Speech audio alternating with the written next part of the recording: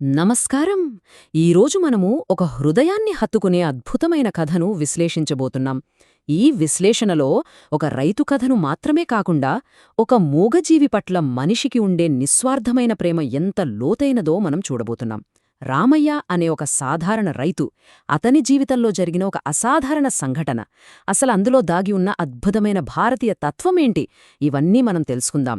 సరే, ఇక ఏమాత్రం ఆలస్యం చేయకుండా నేరుగా ఈ కథలోకి వెళ్ళిపోదాం. అయితే కథలోకి వెళ్లే ముందు మీకు చిన్న, కాని చాలా లోతైన ప్రశ్న. మనకు ప్రాణసమానమైన వారిని కోల్పోవడం మంచిదా, లేదా వారు తమ ఆత్మగౌరవాన్ని, పేరు ప్రఖ్యాతులను కోల్పోవడం కళ్ళారా చూడడం మంచిదా? ఆలోచించండి. బహుశా దీనికి సమాధానం చెప్పడం మనందరికీ కష్టమే కదా. కాని ఈ కథలో మన ప్రధాన పాత్ర అయిన రామయ్య ఈ కఠినమైన ప్రశ్నకు తన చర్యల ద్వారానే ఒక అద్భుతమైన సమాధానం చెప్పాడు. అదేంటో తెలియాలంటే మన ముందు రామయ్య గురించి తెలుసుకోవాలి. భాగం 1. రామయ్య అపారమైన ప్రేమ. చూడండి, రామయ్య ఒక సాధారణ రైతు. తనకున్న దాంట్లో ఎంతో సంతృప్తిగా, ప్రశాంతంగా బతికే మనిషి. సాధారణంగా ఎవరైనా సరే పశువులను ఎలా చూస్తారు? ఒక ఆస్తిలాగనో, వ్యవసాయానికి పనికొచ్చే సాధనాల్లాగనో చూస్తారు, అవునా? కాని రామయ్య అలా కాదు. తన ఎద్దులను అచ్చం కన్నబిడ్డల్లా చూసుకునేవాడు, కంటికి రెప్పలా కాపాడుకునేవాడు. అవి కేవలం ఆయనకు ఆస్తి కాదు, అసలు అవే ఆయన ప్రాణాలు.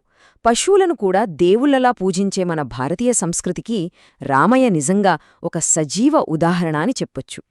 మరి ఆ ఎద్దులు ఎలాంటివో తెలుసా? అవి నాగౌరు జాతికి చెందిన అద్భుతమైన గిట్టలు.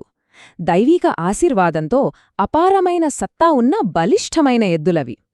ఇక్కడో ఆసక్తికరమైన విషయమేమిటంటే, అవి ఉత్తమజాతి గుర్రాల కంటే కూడా వేగంగా పరిగెత్తగలిగేవి. అవును, మీరు విన్నది నిజమే, గుర్రాల కంటే వేగంగా. అవి అలా గాలిలో తేల్తూ పరిగెత్తుతుంటే, సొంత కొడుకులు గొప్ప విజయాలు సాధిస్తే ఒక తండ్రి ఎంత గర్వపడతాడో రామయ్య కూడా అంత పుత్రోత్సాహంతో మురిసిపోయేవాడు. ఇంకో విషయమేంటంటే, అవి ఎన్నడూ ఏ పరుగు పందెంలోనూ ఓడిపోలేదు. అది వాటి ట్రాక్ రికార్డ్. భాగం 2. దొంగతనం మరియు రామయ్య ఆవేదన. అయితే జీవితం ఎప్పుడూ మనం అనుకున్నట్లు సాఫీగా సాగదు కదా. ఒక దురదృష్టకరమైన రోజున కొందరు దొంగలు రామయ్య ప్రామంగా ప్రేమించే ఆ నాగౌరు గిట్టలను దొంగిలించారు. అంతే, రామయ్య దుఃఖానికి అంతులేకుండా పోయింది. ఏదో డబ్బులు పోయాయనో, ఆస్తిపోయిందనో కాదు ఆయన బాధ. సొంత కొడుకు దూరమైతే ఒక తండ్రి గుండె ఎంతలా తల్లడిల్లిపోతోందో రామయ్య సరిగ్గా అదే వేదనను అనుభవించాడు. పశుసంపద లేని ఆ ఇల్లు లక్ష్మీదేవి లేని ఇల్లులా పూర్తిగా బోసిపోయింది. తన సర్వస్వం కోల్పోయినట్లుగా కుమిలిపోయాడు. అతని ఆవేదన ఎంత తీవ్రంగా ఉందంటే, ఆకాశం వైపు చూస్తూ, రామా, నేనేమి పాపం చేశానయ్యా, ఎందుకింత పెద్ద శిక్ష?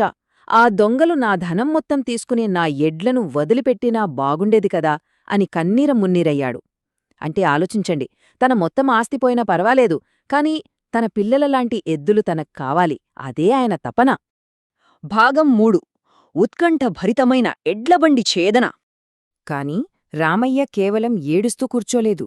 వెంటనే పోలీసుల దగ్గరకు పరుగెత్తి ఫిర్యాదు చేశాడు.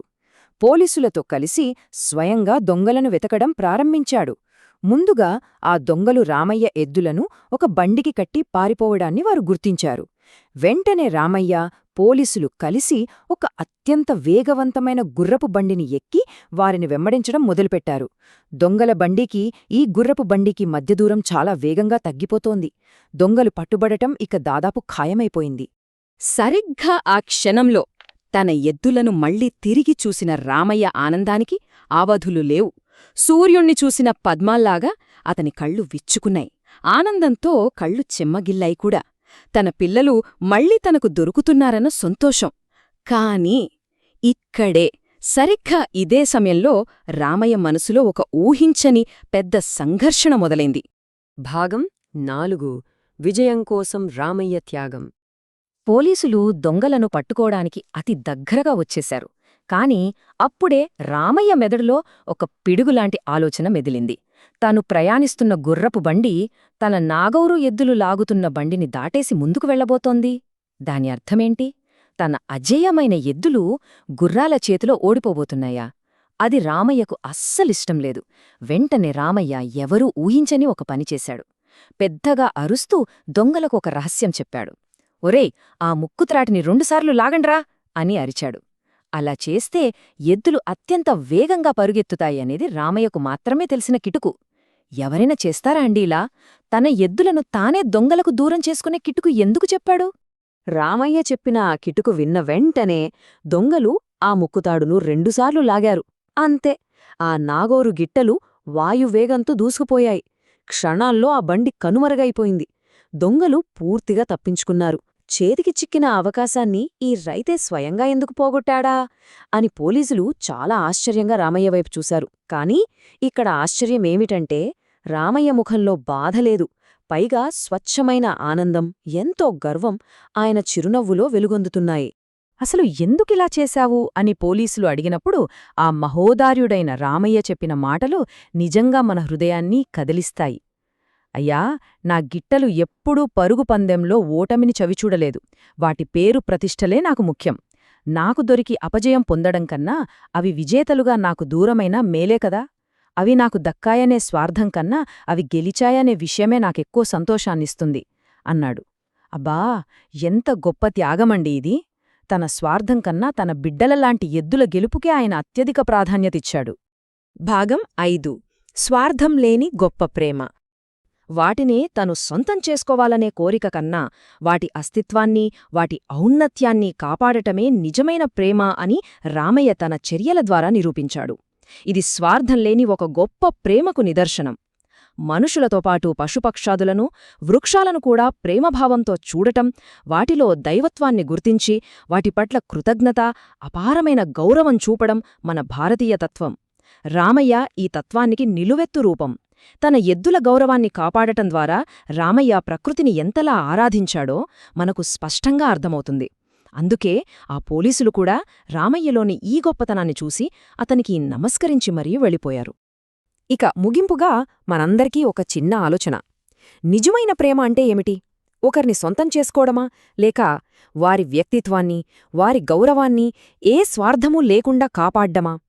రామయ్య తన అద్భుతమైన ప్రేమతో, తన త్యాగంతో దీనికి సమాధానం చెప్పాడు. ప్రేమ అంటే బంధించడం కాదు, వారిని విజేతలుగా నిలబెట్టడం అని ఈ అద్భుతమైన కథ మనకు నేర్పుతోంది కదా. ఈ విశ్లేషణ మనందరికీ ఒక సరికొత్త దృక్పథాన్ని అందించిందని ఆశిస్తూ మళ్ళీ మరొక ఆసక్తికరమైన విశ్లేషణతో కలుద్దాం. నమస్కారం.